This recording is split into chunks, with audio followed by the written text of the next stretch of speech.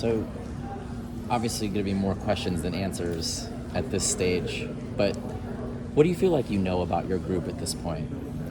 The guys that were here last year, I know they're hungry. There's a little chip on their shoulder about the finishing part.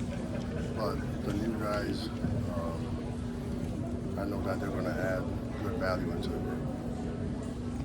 And in terms of the state of the game and defensive linemen, you have the classic designations of nose tackle and rush and all that, but how important is it to have somebody in each of those boxes? And how much are you guys trying to move towards maybe you need to be able to do all of this stuff? I mean, it's double-edged. Obviously you want big guys in the middle, but the state of college football right now, the offense goes so fast that sometimes you can't afford to put everybody in ideal situations, position-wise. So they have to know everything. They have to know all four positions, and because they're a close-knit unit that they're the tip of the spear for the defense, so they got to be on the same page. What did Sam Green do in high school that, first of all, got you interested in him? And I'll follow that up with what has he done since he's been here to kind of get the physicality that he plays with. He plays with very, very. He looks for contact. Like his contact courage is unreal, and I love the way he plays the game. And he's one of those guys that is versatile, that can play all four positions. So he's done a great job so far. Adapting, adjusting to college football life, and he loves the game. You can tell by how he plays. The margins are so slim in this game and everything's happened so fast out there. I'm just curious, when you look at last year's film, how far away were you guys from being the defense that you want to be? And where do you think you've gained the most ground, or where do you expect to gain the most ground this training camp? Yeah, always based on results. You look at the results, that's reality, but we are way past last year. Right now, we're so ready to go for a big one this year, but take it one day at a time, one practice at a time. I think the depth, not necessarily talent-wise, just by number, just sheer numbers, is probably the biggest improvement right now. Do you expect to have more guys that you trust on Saturdays that you can roll out? You can hit the other team with bigger numbers than maybe you could last year? That's the purpose of camp right now. By the end of camp, that's one of the goals of camp is who's trustworthy in the championship level. So that's one of the main goals that we have to find out. Bear, Anthony, Keon, all pretty big guys. Is that really a theme kind of heading into this before the spring and off season, just to add that size? Heck yeah, man. I'm a big guy. I love big bodies. So heck yeah, that's part of the theme. But it's not, we don't want big guys that can't move. They all have the ability to move. So I think that's every D-line coach, every D-line, every team in the country is looking for. That's what they're looking for, is big guys that can move. How was it that Bear kind of first ended up on your radar? How is it Bear? Well, when you jump in the transfer portal, it's on the radar.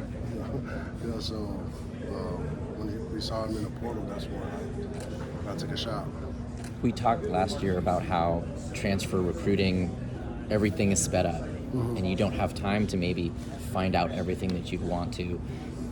How tight do you guys have that process now? And maybe if you just use an example, Bear or anybody, just like, we saw this, these are the boxes that had to be checked, and that's kind of what. It's very important for you to do your homework. Got to check obviously what kind of person they are. I'm not saying that if they're bad or not, it's just if they fit what we're looking for as a team, as a program, as our culture. So I think that's pretty tight.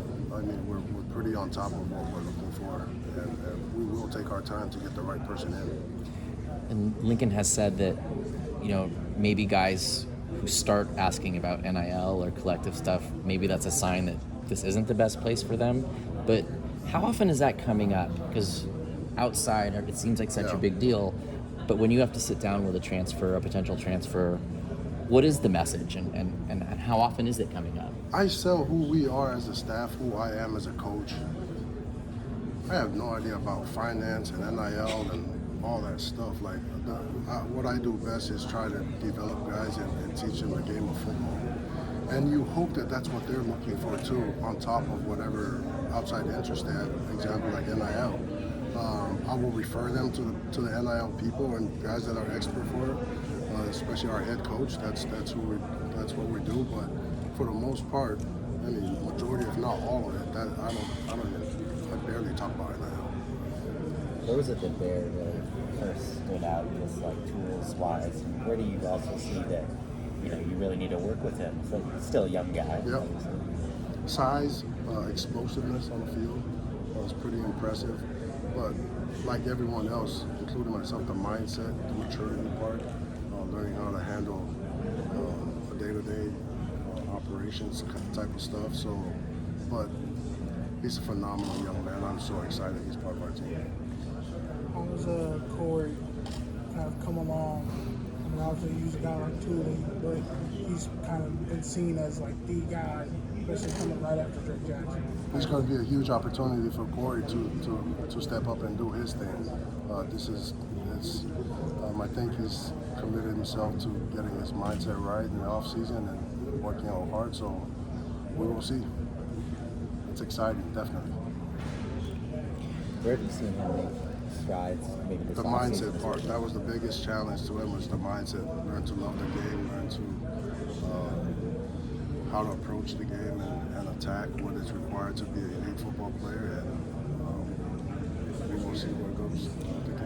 Any sign that really showed you that Yeah. he really did things that Yeah, before? in spring ball, 2 springs ago in fall camp, I don't think Corey could finish 2 practices in a row.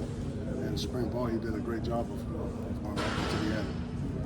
Is that kind of the big obvious sign? Just be there and be that guy every day? Being Is it? there that's like the standard, and then dominating while you're there is what we're trying to get them to. So it's being there. Everybody can be there. Yeah. If you don't show up, then you are really behind the table. So be there and dominate while you're there. Just curious from your perspective, because you got some new linebackers in. There's a lot of talk about, all the levels impact one another, but have you felt the impact of the linebackers this year? Have you seen some improvement from them? Are there things that they're doing better at this point? My eyes was solely on the D-line, and hopefully we can impact the linebackers. I don't know. I don't look for the linebackers to impact us. We know that we can impact the linebackers and the back end of our defense, so that's where my focus is. Guys like Anthony, Keon, Bear, it seems like they're almost interchangeable along the line. Is that kind of how you guys That's the feel fun that you part can about move it. them? We can move them everywhere. Yeah. Jack said you guys challenged him with that when he got here, that we want you to do everything. How is he doing? How Great. comfortable are you with him at Very each of the comfortable. different spots? Mindset, intelligence, those are 2 part of the game that you must have, and Jack has shown in spring that he has those. So we're excited to see, because he's a veteran. He has some experience. So we're excited to see how he fine-tunes some stuff and how he executes throughout this fall camp. But he's very versatile. Is the interchangeability something you're always kind of looking for as a defensive line coach, or is this a unique situation that their skill sets kind of allow for that? You kind of want to, you want both. You want to look for guys to be versatile, so that way you can be versatile as a defensive front. But if you don't have that, then whatever particular set of skills that a young man has, then you put him in that position.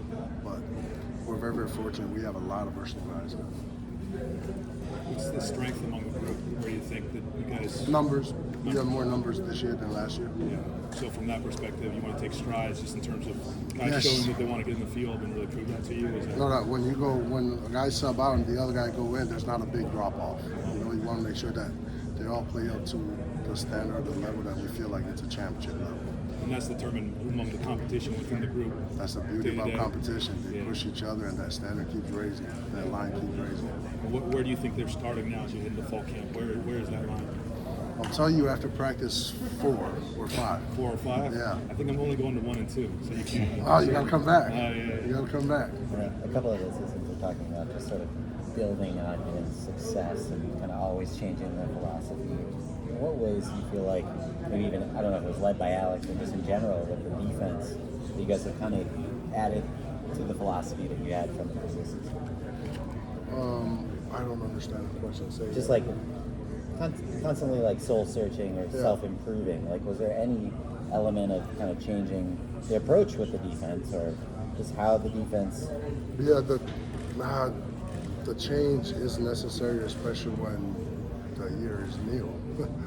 So because you always want to get better. If we won the championship last year, we would have still tried to improve. So that's the main focus right now.